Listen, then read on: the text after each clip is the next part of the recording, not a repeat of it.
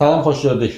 Hər birinizə salamlayıram. Bu gün də bir maraqlı mövzumuz var. Milli adət-ənənələrdən danışacağım. Studiyanın qonağı isə Fərqanə Mehman qızıdır. Tanınmış psixoloq Fərqanə xanım, xoş gəlmisiniz. Sizi də Hoş salamlayıram. gördük.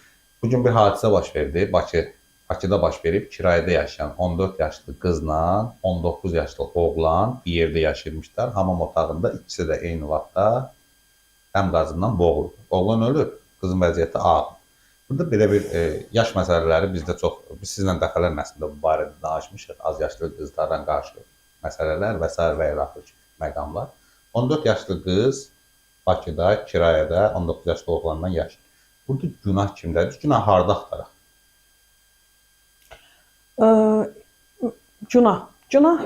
Günahkar axtarmaqda birinci biz həmişə deyirik ki, şəxsiyyətin inkişafında ailə böyük rol oynayır. Ailə kiçik dövlətdir, ailə böyük rol oynayır. Sonra isə cəmiyyət rol oynayır.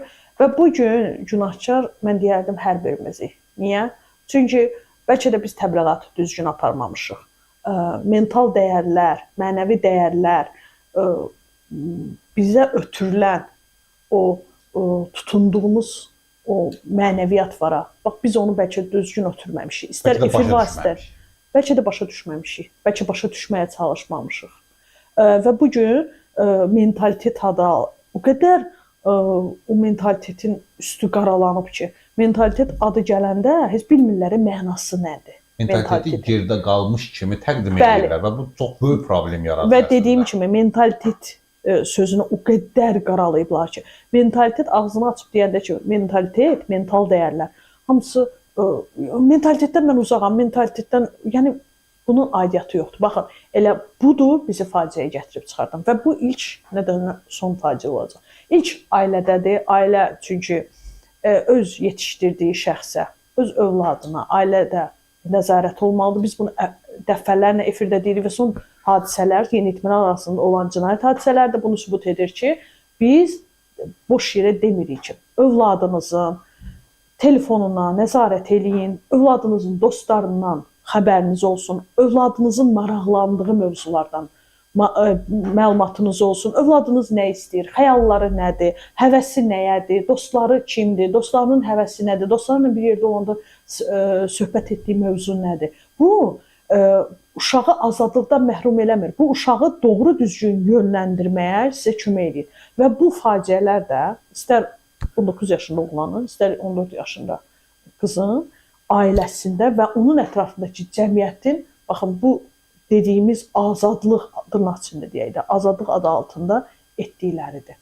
Çünki 14 yaşında qız indi məktəbdə oxumalıdır, düzdürmü?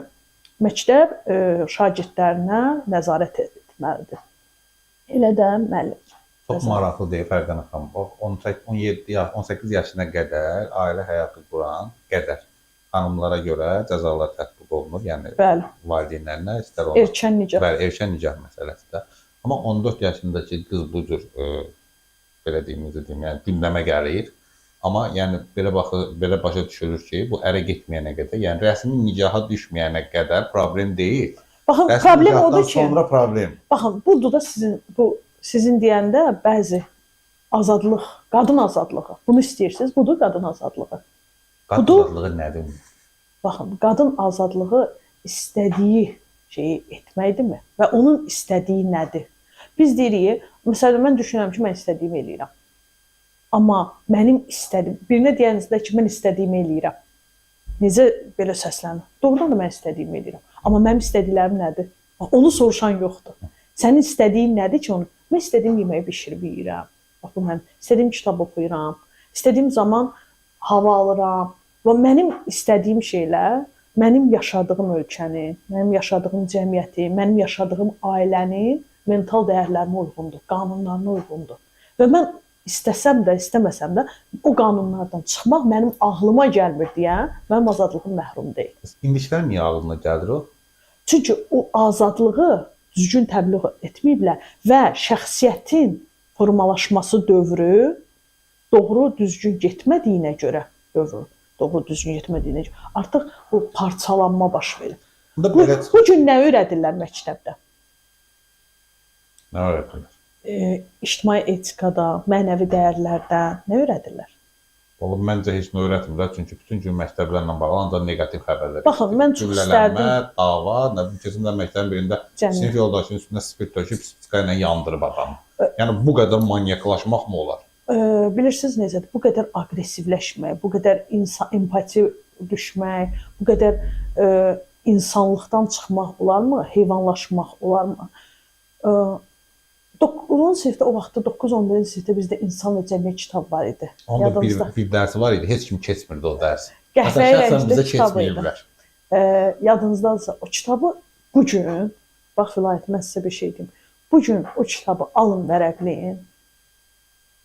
Yəni siz onda başa düşəsiniz o uşaq, indiki uşaqları. Alıb vərəqləyək, hər halda başa düşmək. Ciddi deyirəm. Milli mentalitet məsələsinə qayıtmaq istəyirəm. Məsələn, keçən dəfə bir qərar verildi. Daha doğrusu bu Avropa Konvensiyasının qərarıdır. Ali Məhkəmənin də plenumu bu qərara qoşuldu.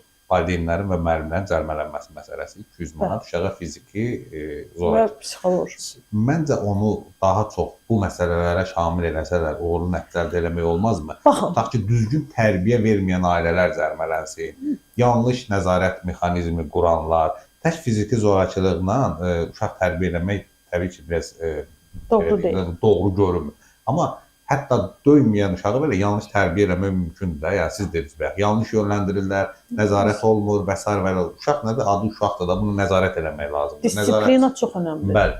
Yəni bu cərimə mexanizmindən siz də mənə rəy yazmısınız o məsələdə ki, haqlı cərimədir. Haqlıdır. Müəllimlər məsələsində mən də etiraz edirəm. Mən deyim nə demək istəyirəm. Cərimə doğrudur, amma zaman məsələsi var. Hansı zaman doğru olar deyə? Hansı zaman doğru olardı? Hansı zamanda ki biz müəllimlərə o olanda müəllimlərin də bir haqqı olardı. Bilirsiniz necədir? Ya təhsil sistemində bir dəyişiklik olardı. Çünki uşaq ya məktəbdən qovulmaqdan qorxmalıdır, ya əksi qiymət almaqdan qorxmalıdır, onun cəzalarından qorxmalıdır ki, müəllim rahat uşağı nə ilənsə qorxusun. İndi deyəsiniz ki, uşağı qorxu ilə böyütmək, travma ilə böyütmək. Yox, elə deyil. Bəs yaxşı, bu uşaq məktəbdə, okey, müəllimə cəza verirsiniz. Yaxşı, bu gün 11-ci siniflərin, 10-cu siniflərin sinif otağında özlərini necə apardıqlarını görmüsünüz. Yaxşı, bəs mən də onu deyirəm, zaman doğru deyil. Biz başqa qanunlar qoymalıydıq uşaqlara aid. Uşaqlara aid o qanunlar pozulanda artıq başqa onlara cəza ki, müəllim bu gün müəllimdən qorxmur uşaq. Problem bax oradadır. Məncə və müəllimin də avtoritet olmalıdır. Müəllimin nüfuzu olmalıdır. Uşaq müəllimdən çəkinməlidir. Uşaq müəllimdən çəkinməsə özünə düzəliş verməyəcək. Daha da şantaj eləyəcəklər cəriməyə görə. Eləyirlər. Mən şikayət edirəm, sən 200 manat cərimə eləyirəm. Mən sizə deyirəm ki, müəllimləri çox incitdilər. Yəni müəllimlər nüfuzdan saldılar. Bəli. Yəni müəllimi nüfuzdan salmaq, təhsil nüfuzdan salmaq deməkdir. Müəllim nüfuzdan düşsə, o fən oxunmur. O fən oxunmursa, cahillər çoxalır deməkdir. Və bu gün uşaq deyirsiniz, disiplina meyillidir. Kimdən qorxub dərs oxumalıdır? Valideynindən qorxmayacaq cərimə var.